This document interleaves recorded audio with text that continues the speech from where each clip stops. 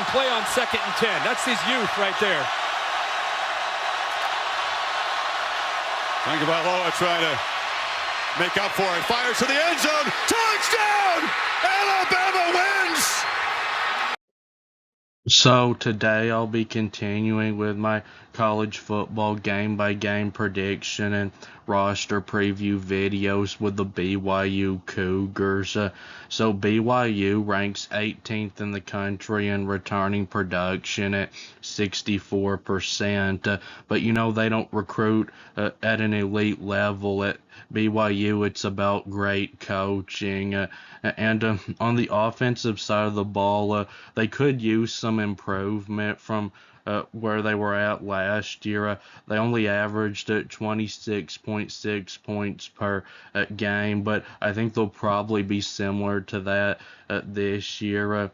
Good news is Bear Bachmeier comes back at quarterback, who was the Big 12 Freshman of the Year last season, started all 14 games for BYU, and he's a big, tough quarterback at 6'2", at 230. He threw for 3,033 yards and completed a good 64.9% of his passes and had a pretty good 7.8 yards per throw average.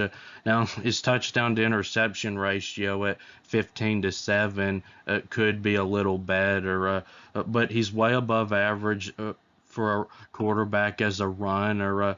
He ran 147 times for 527 yards and 11 touchdowns, averaging 3.6 yards per run. It's anybody's league at this point. Absolutely. You see Cotton mirroring Kingston, and it's a run for Bachmeier and a hurdle. And at wide receiver, though, it is concerning because they lose their top 3 receivers and didn't get much portal help. Now at running back, with the starter, they're in great shape because they've got L.J. Martin coming back, who was the Big 12 Offensive Player of the Year last year.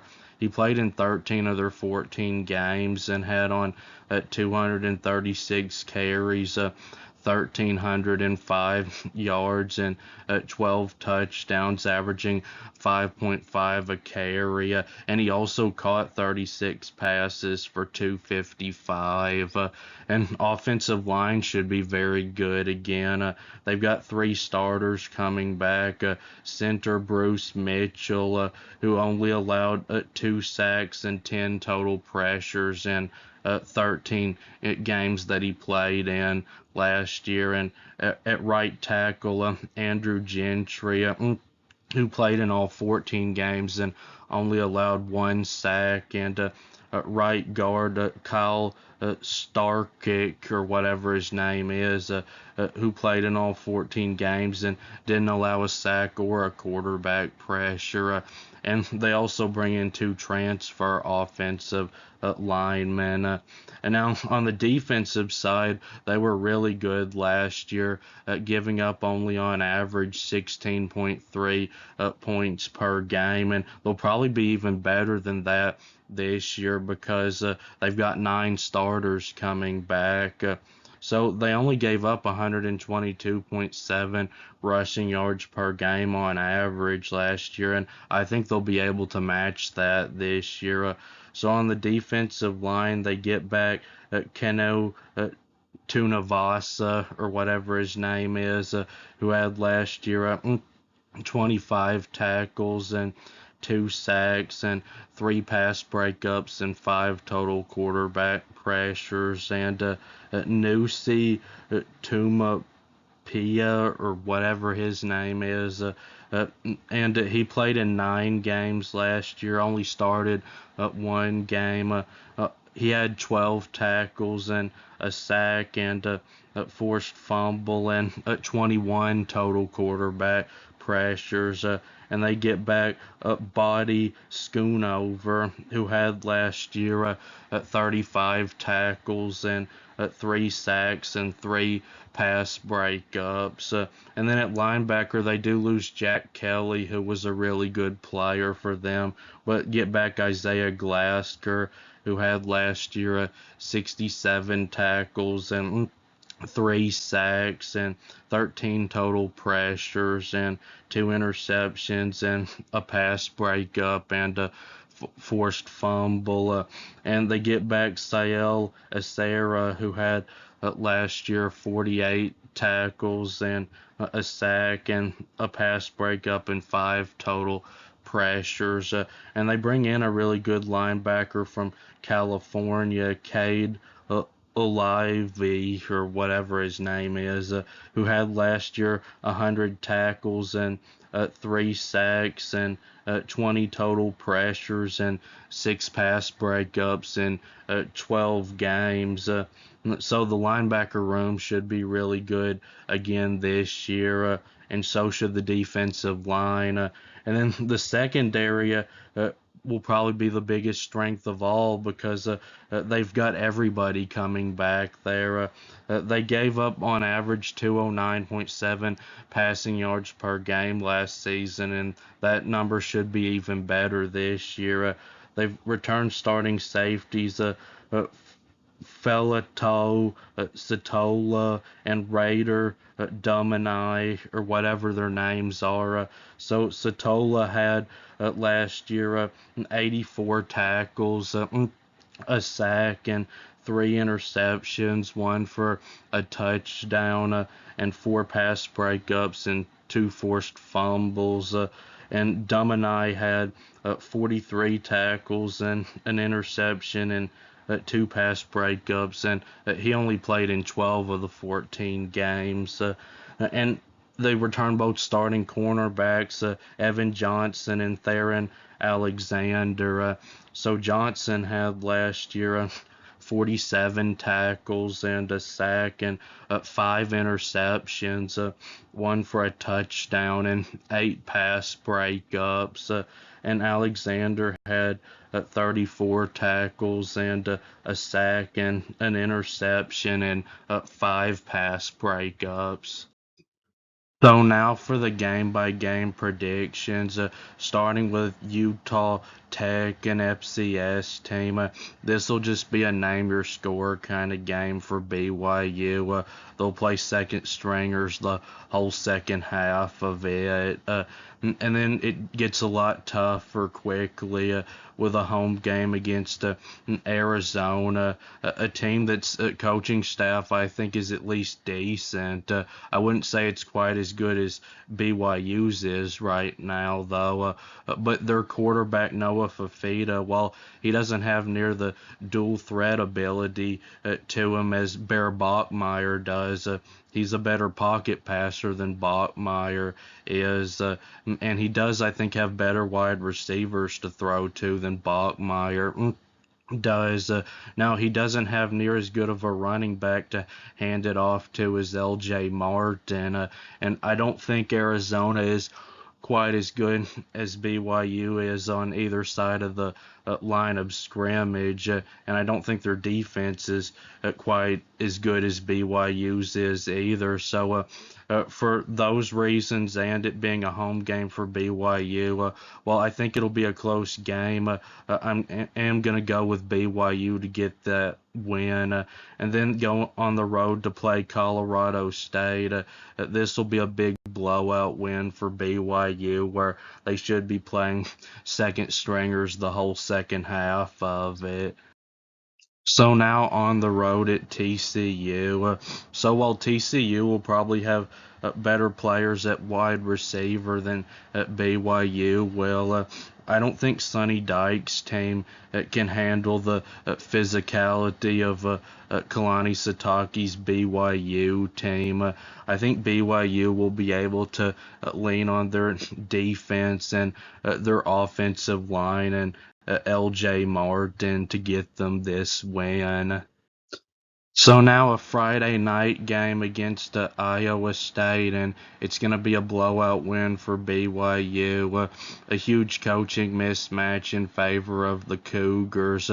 Matt Campbell, I think, was Iowa State, and BYU has the better quarterback. They've got the better running back. They've got the better lines of scrimmage by a lot on both sides, I believe, and they've got a way better defense than Iowa State does.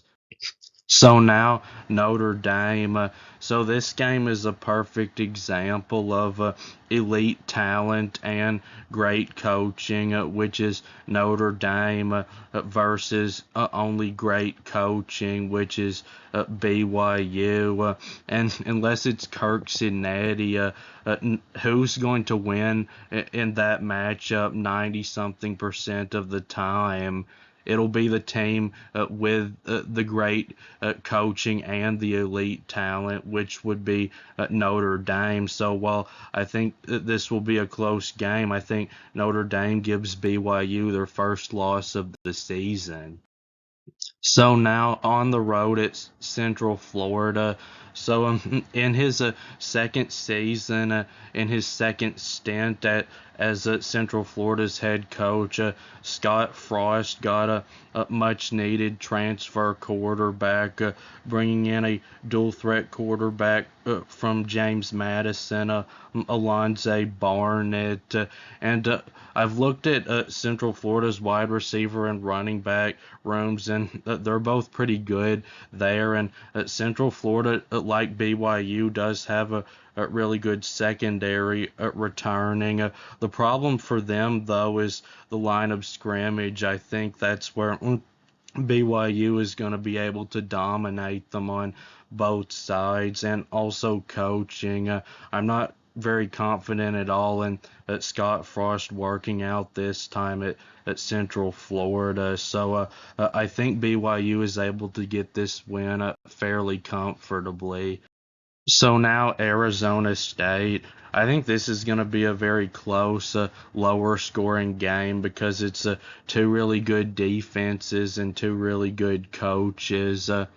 So in the passing game, they're about even, I'd say, because Arizona State has better wide receivers than BYU does, but BYU has the better quarterback than Arizona State does. At least it appears that way on paper. But I think where BYU really has the advantage over Arizona State is going to be in the run game, because I think they've got the better offensive line, and they've got LJ Martin at running back.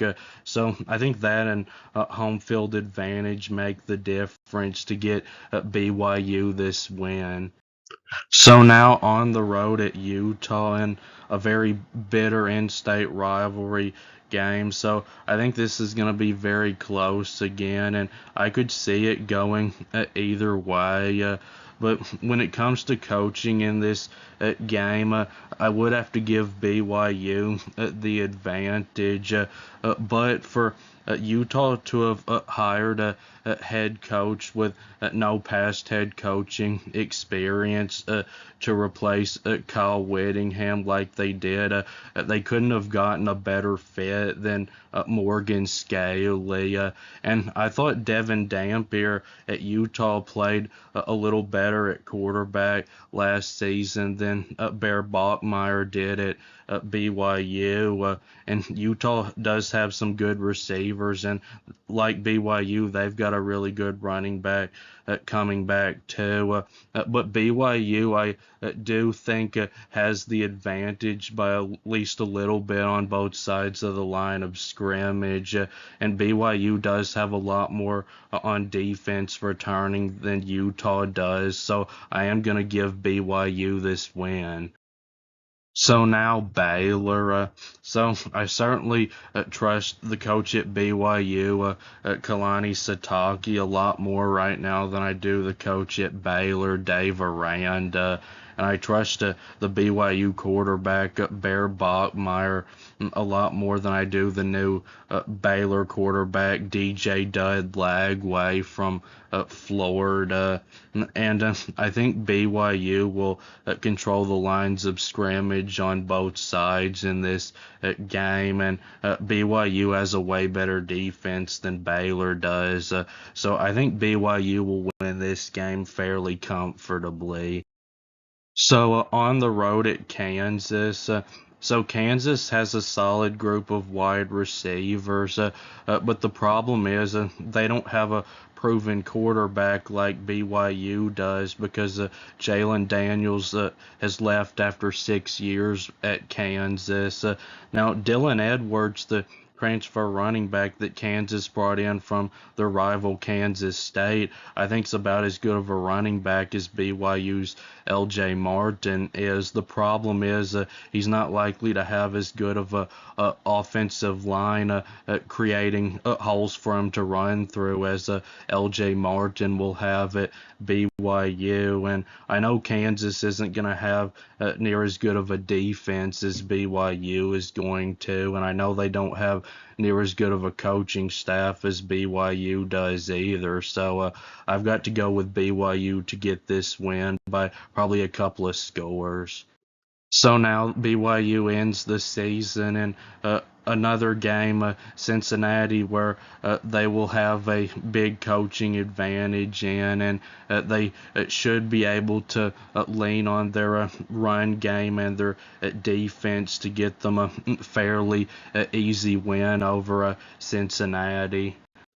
So my prediction for BYU in 2026 is 11-1 overall and 9-0 in the conference. So this would get them back to the Big 12 championship game in what would be a rematch with Texas Tech, going by my Texas Tech predictions. And if BYU were to win that game, they would for sure go to the college football playoff. But if they were to lose it again, they would be a 50-50 chance at best of making it to the college football playoff. But that'll be it with this video. Please subscribe. Thanks for watching, and I'll be back soon.